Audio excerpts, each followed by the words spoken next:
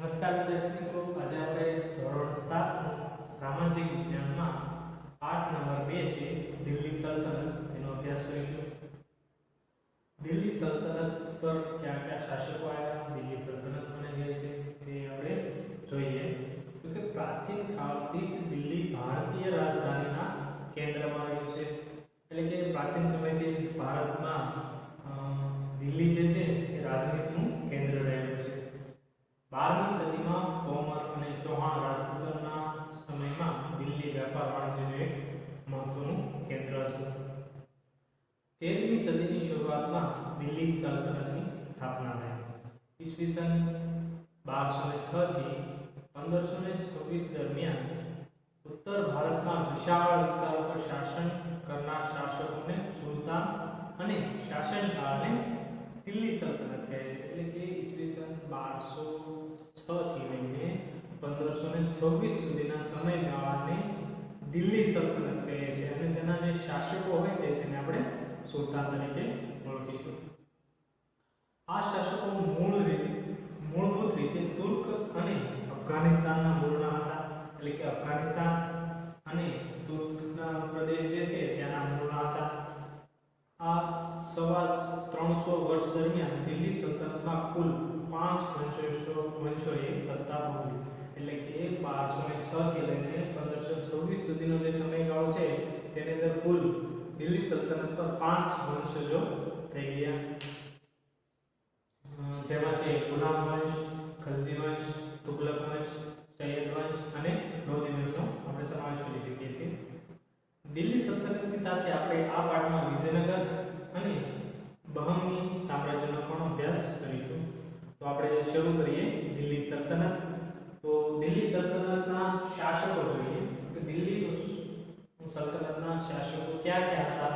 તો આપણે આગળ જોઈ ગયા કે મૂળ 5 શાસકો દિલ્હી સલ્તનતમાં થઈ ગયા. એમાં પહેલું છે ગુલામ વંશ. આપણે અહીંયા વંશની સાથે તેનો સ્થાપક પણ યાદ રાખતા જઈશું, જેથી પરીક્ષામાં પૂછાઈ શકે કે કયા શાસકે કયા વંશની સ્થાપના કરી હતી. તો પહેલું છે ગુલામ વંશ. ઈસવીસન 1192માં તરાઈના બીજા યુદ્ધમાં શાહબુદ્દીન ઘોરીએ પૃથ્વીરાજ ચૌહાણની સામે નિર્ણાયક વિજય મેળવી દિલ્હીમાં સલ્તનતની સત્તાનો પાયો નાખ્યો હતો. તો આપણે મેઇન પ્રશ્ન એવો પૂછાય છે કે દિલ્હી સલ્તનતનો પાયો કોણે નાખ્યો હતો? તો કે શાહબુદ્દીન ઘોરીએ. આપણે આગળ ભણી ગયા છીએ કે પૃથ્વીરાજ ચૌહાણ અને શાહબુદ્દીન ઘોરી વચ્ચે 2 યુદ્ધ થયા હતા. તરાઈનું પ્રથમ યુદ્ધ અને તરાઈનું દ્વિતીય યુદ્ધ. તરાઈના પ્રથમ યુદ્ધમાં પૃથ્વીરાજ ચૌહાણની જીત થાય છે અને તરાઈના બીજા યુદ્ધમાં શાહબુદ્દીન ઘોરીની જીત થાય છે અને દિલ્હી સલ્તનતનો પાયો નખાય છે.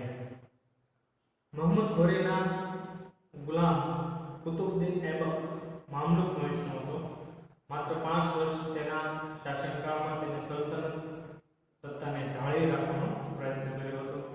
એટલે કે આપણે એવું કહી શકીએ કે ગુલામ વંશનો સ્થાપક કોણ છે? તો કે કુતુબુદ્દીન ऐबक, જે મામલુક વંશનો હતો પરંતુ તે મોહમ્મદ ઘોરીનો ગુલામ હતો, તેથી ગુલામ વંશ તરીકે ઓળખવામાં આવે છે. ઈસવીસન 1210માં પોલો રમતમાં ઘોડા પરથી પડી જવાથી કુતુબુદ્દીનનું મૃત્યુ થયું હતું. કુતુબુદ્દીન ऐबकના અવસાન બાદ તેનો ગુલામ અને જમાઈ ઇલ્તુમિશ ગાદીએ આવ્યો. તેણે સલ્તનત સત્તાને સર્વોપરી બનાવવા ચહેલગામ એટલે કે 4 ગામની સ્થાપના કરી. એટલે કે 40 તુર્ક અમીરોના દળની રચના કરી. તેણે રાજધાનીનું સ્થળાંતર લાહોરથી દિલ્હી કર્યું. ઇલ્તુમિશને ગુલામ વંશનો સાચો સ્થાપક માનવામાં આવે છે. દિલ્હી સલ્તનતનો સ્થાપક છે શાહબુદ્દીન ઘોરી. ઉપરાંત ગુલામ વંશનો સ્થાપક છે કુતુબુદ્દીન ऐबक, પરંતુ સાચો સ્થાપક માનવામાં આવે છે ઇલ્તુમિશને. પોતાના એક પણ પુત્રને સુલતાન બનવા યોગ્ય ન સમજતા ઇલ્તુમિશે પોતાની કાબેલ પુત્રી રઝિયાને પોતાની ઉત્તરાધિકારી જાહેર કરી. ઇલ્તુમિશ છે તેના પુત્રો હતા, તેમાંથી એક પણ સુલતાન બનવા યોગ્ય ન હતા. તેથી તેને તેની પોતાની પુત્રી રઝિયાને સુલતાન બનાવવા યોગ્ય ગણી અને ઉત્તરાધિકારી જાહેર કરી દીધી હતી. આમ ઇલ્તુમિશના અવસાનના થોડા સમય બાદ તેની પુત્રી રઝિયા સુલતાના દિલ્હીની ગાદીએ આવી, જે દિલ્હીની ગાદીએ આવનાર પ્રથમ મહિલા શાસક હતી. એ સમયના ઇતિહાસકાર મિર્ઝા સિરાજ પણ સ્વીકારે છે કે રઝિયા સુલતાન તેના બધા જ ભાઈઓમાં સૌથી કાબિલ અને સક્ષમ હતી. આમ છતાં એક મહિલા શાસનકર્તા તરીકે માન્યતા મળવી મુશ્કેલ હતી. દરબારીઓ પણ તેને સ્વતંત્ર શાસક તરીકે સ્વીકારવા રાજી ન હતા. રઝિયા સુલતાન બુદ્ધિ અને શક્તિથી સુલતાન બનવા કાબિલ હતી, પરંતુ તે સ્ત્રી હતી, જે એક સ્ત્રી સુલતાન ન બની શકે તે ભાવનાના પુરુષોના દરબારમાં હતી, જેના કારણે તે લાંબો સમય રાજ ન કરી શકી. અમીરોની સત્તા લાલસાએ અને સતત ચાલતા વિદ્રોહને તેના શાસન વંગાણ્યો. તેના અવસાન પછી 6 વર્ષ સુધી રાજ્યમાં અંધાધૂંધી ચાલી. અમીરોએ ઇલ્તુમિશના પુત્ર નાસિરુદ્દીનને દિલ્હી ગાદીએ બેસાડ્યો. 21 વર્ષ તેના શાસનકાળ બાદ તેનું અવસાન થયું. ગ્યાસુદ્દીન બલબન ગાદીએ આવ્યો. તેને ચહેલગાહ દળનો નાશ કરી શાસન તંત્ર પરથી અમીરોની પકડને હળવી દીધી. એટલે કે ગુલામ વંશમાં પહેલા આવે છે કુતુબુદ્દીન ઐબક, પછી ત્યાર પછીનો શાસક છે ઇલ્તુમિશ, ત્યાર પછી તેની પુત્રી છે રઝિયા સુલતાન, ત્યાર પછી છે નાસિરુદ્દીન અને એના પછી આવે છે ગ્યાસુદ્દીન બલબન, જેણે ચહેલગાહની પ્રથા બંધ કરી. તેને રાજાનું સ્થાન મજબૂત બનાવ્યું. બલબન સાહિત્ય અને કલાનો પોષક હતો. 22 વર્ષના તેના શાસનના થોડા સમય બાદ દિલ્હી સલ્તનત પર ખિલજી વંશ આવ્યો. તો આ તો આપણો ગુલામ વંશ. તો ગુલામ વંશમાં આપણે જોયું હતું કે કુતુબુદ્દીન ઐબક છે, ત્યારબાદ તેનો જમાઈ ઇલ્તુમિશ, ત્યારબાદ ઇલ્તુમિશની પુત્રી રઝિયા સુલતાના, એના પછી આવે છે નાસિરુદ્દીન, એના પછી આવે છે ગ્યાસુદ્દીન બલબન, અને ત્યાર પછી દિલ્હી સલ્તનત પર નવ વંશની સ્થાપના થાય છે, એ ખલજી વંશ. તો આગળ જોઈએ ખલજી વંશ. આ વંશ જે છે તે ટોટલ 1206 થી ગુલામ વંશ 1206 થી 1290 સુધી શાસન કરે છે. આગળ જોઈએ ખલજી વંશ. ખલજી વંશ 1290 થી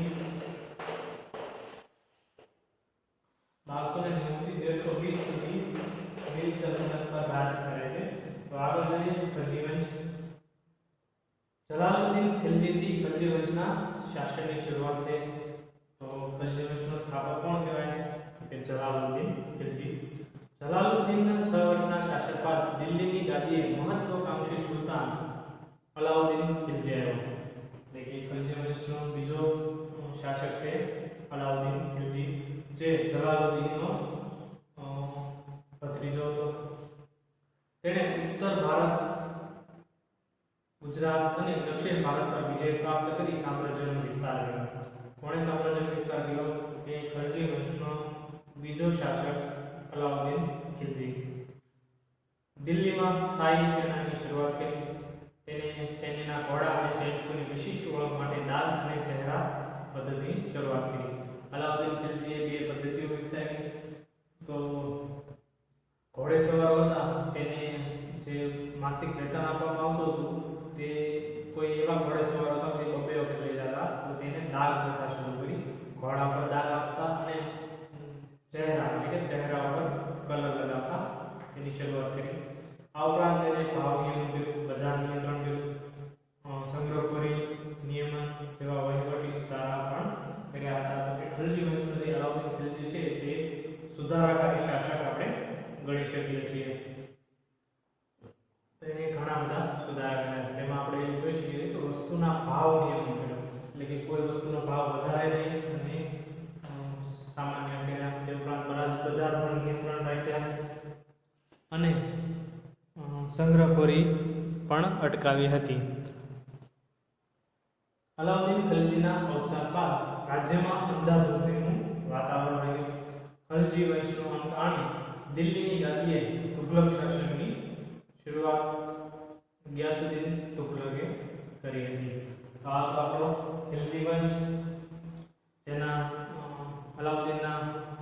બાદ રાજ્યમાં અંધાધૂંધી થઈ અને ખિલજી વંશનો અંત થયો હતો.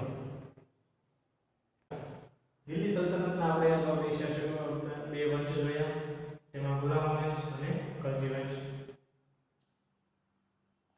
અલાઉદ્દીન ખિલજીના અવસાન બાદ ગિયાસુદ્દીન તુગલકે દિલ્હી સલ્તનત પર તુગલક વંશની સ્થાપના કરી. તેનું શાસન તુગલક વંશનું શાસન 1320 થી 1414 સુધી ચાલ્યું હતું. તો જોઈએ તુગલક વંશ. તુગલક વંશ દરમિયાન મુહમ્મદ બિન તુગલક એક પ્રતિભાવંત સુલતાન થયો, જેણે તેના સમયમાં કેટલીક યોજનાઓ અમલમાં મૂકી, જેમાં દિલ્હીથી દૌલતાબાદ રાજધાનીનું સ્થળાંતર, પ્રત્યેક મુદ્રા પ્રયોગ વગેરે જેવી યોજનાઓનો સમાવેશ થાય છે. પરંતુ મોટાભાગની યોજનાઓ વ્યવહારિકતાનો અભાવ તેમજ તબક્કાવાર અને આયોજનબદ્ધ અમલીકરણના અભાવના કારણે નિષ્ફળ ગઈ. તેથી ઇતિહાસમાં આ યોજનાઓ તરંગી યોજનાઓ તરીકે સ્થાન પામી. તુગલક વંશનો જે શાસક હતો મુહમ્મદ બિન તુગલક, તેણે કેટલીક યોજનાઓ બહાર પાડી હતી, જેના કારણે તે તરંગી રાજા તરીકે ઓળખાય છે અને યોજનાઓ તરંગી યોજનાઓ તરીકે ઓળખાય છે. તેનું કારણ હતી તેની યોજનાઓ જે હતી એ નિષ્ફળ જતી હતી. તેમાં પહેલી યોજના હતી દિલ્હીથી દૌલતાબાદ રાજધાનીનું સ્થળાંતર.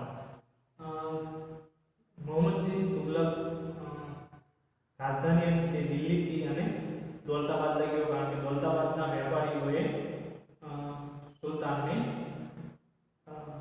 વિનંતી કરી હતી કે રાજધાની દૌલતાબાદ લાવો. તેથી દિલ્હીથી રાજધાની દૌલતાબાદ ફેરવી, ત્યારબાદ દૌલતાબાદથી ફરીથી દિલ્હી રાજધાની ફેરવી, એવી રીતે રાજધાનીઓ ફેરવી, જેના કારણે તેને ઘણું નુકસાન થયું. ત્યારબાદ પ્રતિક મુદ્રા પ્રયોગ, તેણે અલગ અલગ સિક્કાઓ બહાર પાડ્યા, જેમાં તેનો તાંબાના સિક્કાઓ બહાર પાડ્યા હતા. તો દિલ્હીના સુલતાન પાસે જેટલા સિક્કા નહોતા તેના કરતાં વધારે સિક્કા બજારમાં હતા. તેથી એ ગરીબ અમીરોનો રાજા તરીકે પણ ઓળખાય છે. એ યોજના પણ તેની નિષ્ફળ ગઈ હતી. તેથી તેની જે યોજનાઓ બની તેને તરંગી યોજનાઓ કહે છે. મુહમ્મદ તુગલકના સમયમાં આફ્રિકન મુસાફર ઇબ્ન બતુતા ભારતની મુલાકાતે આવ્યો હતો.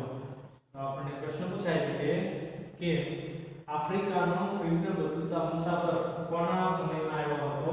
તો કે તુગલક વંશના મુહમ્મદ બિન તુગલકના સમયમાં ઇબ્ન બતુતા ભારતની મુલાકાતે આવેલો હતો. મુહમ્મદ તુગલકના બાદ તેનો પિતરાઈ ભાઈ ફિરોઝશાહ તુગલક ગાદીએ આવ્યો. એટલે કે મુહમ્મદ બિન તુગલક બાદ ફિરોઝશાહ સુલતાન બન્યો. ફિરોઝશાહ તુગલકના અવસાન બાદ તૈમૂર લંગે દિલ્હી પર આક્રમણ કર્યું, જેથી સત્તાના પાયા હચમચી ગયા અને તુગલક સત્તા મર્યાદિત બની ગઈ. એટલે કે તુગલક વંશ એનું રાજ્ય ક્ષેત્રે નાનું થઈ ગયું. ત્યાર પછીનો આપણો વંશ છે સૈયદ વંશ અને લોધી વંશ.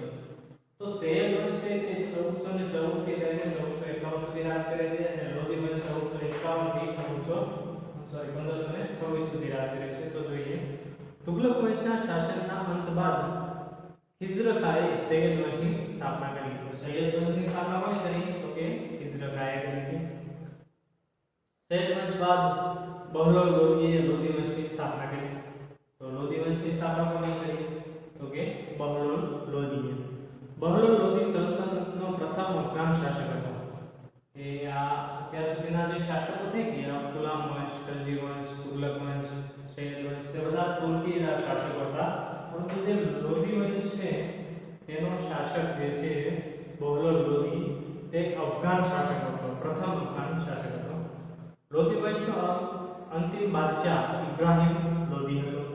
ઈસવીસન 1526 માં બાબર સામે પાણીપતના પ્રથમ યુદ્ધમાં તેનો પરાજય થયો અને સલ્તનત યુગનો અંત આવ્યો અને મુઘલ શાસનની શરૂઆત થઈ હતી. તો આ તો આપણો લોધી વંશ, એટલે કે